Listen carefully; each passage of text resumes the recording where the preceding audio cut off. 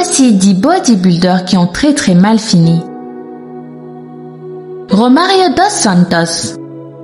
Les amateurs de culturisme ont souvent une idole à qui ils veulent ressembler. Dans le cas de Romario dos Santos, il s'agit de Hulk. Sa passion pour ce personnage de fiction vert aux muscles exagérés a bien failli faire perdre à Romario ses 2 bras. Après 3 ans d'injections répétées d'un dangereux mélange d'huile et d'alcool, des bactéries avaient commencé à lui manger les muscles de l'intérieur. Ainsi, alors qu'il est âgé d'à peine 25 ans, les médecins lui annoncent qu'ils vont probablement devoir lui amputer les bras. C'est là que le bodybuilder brésilien réalise le risque énorme qu'il a pris en s'injectant du Synthol pour gonfler ses biceps et il décide de tout arrêter. Heureusement pour lui, l'équipe médicale a pu enlever les muscles infectés sans lui enlever les bras avec. Depuis, il a repris la pratique de la musculation sans utiliser de drogue. Comme quoi, il n'est jamais trop tard pour bien faire. Gordon Kimbrough. Un jour, dans un accès de rage, Gordon Kimbrough, un célèbre bodybuilder, poignarde sa fiancée quand elle lui annonce vouloir le quitter. Il se retrouve donc derrière les barreaux pour 27 longues années après avoir tué celle qui avait partagé sa vie pendant plus de 4 ans. Cette explosion de colère incontrôlable causée par les stéroïdes est un phénomène connu chez les culturistes. Des dizaines de meurtres ont été commis par des individus alors qu'ils étaient sous l'emprise de ces produits chimiques achetés le plus souvent au marché noir. Terry Harris.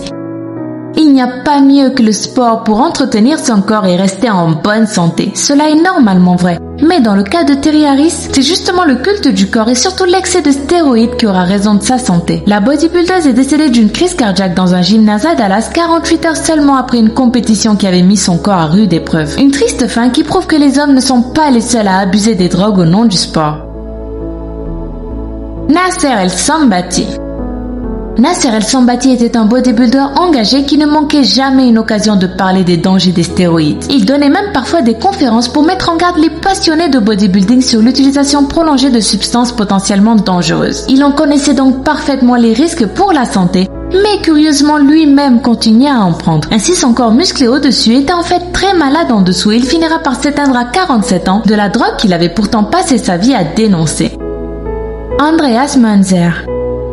Andreas était célèbre principalement pour 2 choses. Il était probablement l'homme qui avait le plus faible pourcentage de graisse dans le monde entier et il était totalement fan d'Arnold Schwarzenegger. Il passait ses journées à l'imiter et n'avait qu'un but dans la vie, lui ressembler le plus possible. Cette ambition le poussera à consommer très régulièrement des stéroïdes anabolisants, des hormones de croissance, de l'insuline et des diurétiques. Un cocktail bien dangereux qui lui causait des tas de problèmes. Son foie était recouvert de tumeurs, son cœur pesait le double d'un cœur normal et surtout, il souffrait constamment de terribles douleurs à l'estomac. Andreas Munzer était en si mauvais état que son corps finira par lâcher un jour de 1996 suite à une violente hémorragie abdominale. Les médecins qui réalisèrent l'autopsie de Munzer déclareront plus tard qu'ils n'avaient jamais vu autant de choses bizarres à l'intérieur d'un corps humain.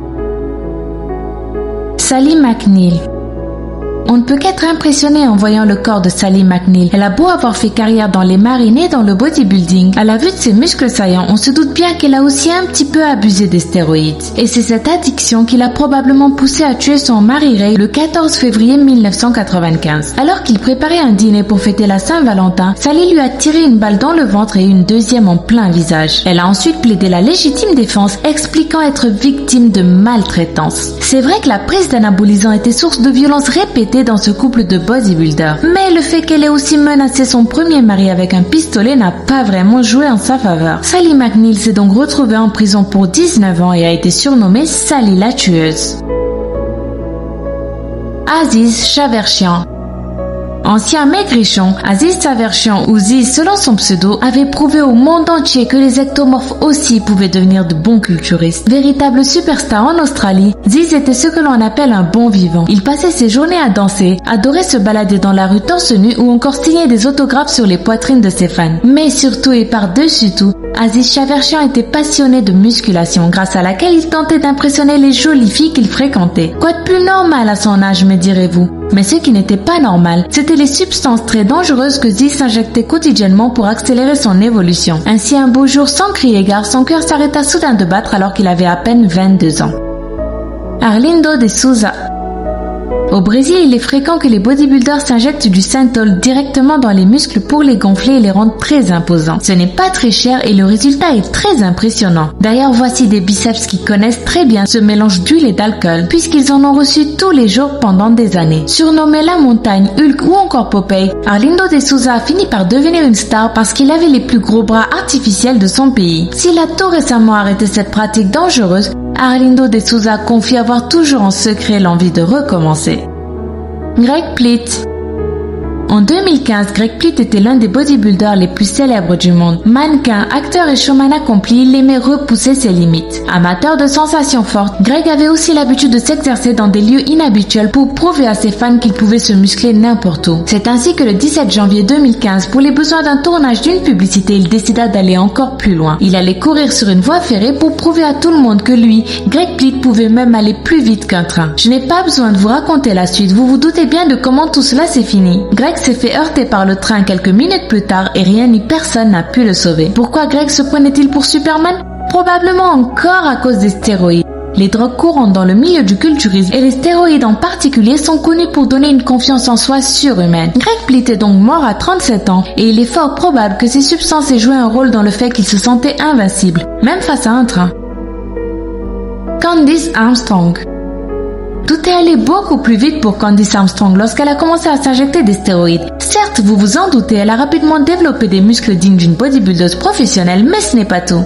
Elle est devenue poilue, sa voix est devenue très rock, ses seins ont laissé place à des pectoraux et même ses règles se sont arrêtées. Mais le changement le plus choquant a été l'apparition d'un petit pénis dans les parties intimes de Candice. Elle a même fini par être interdite définitivement d'entrer dans les toilettes pour dames de sa région natale près de Londres. Mais malgré ces petits désagréments, Candice n'a absolument pas l'intention d'arrêter de prendre ces fameux stéroïdes. Elle a déclaré que les injections avaient transformé son corps de façon permanente et qu'il était de toute façon impossible désormais de faire marche arrière.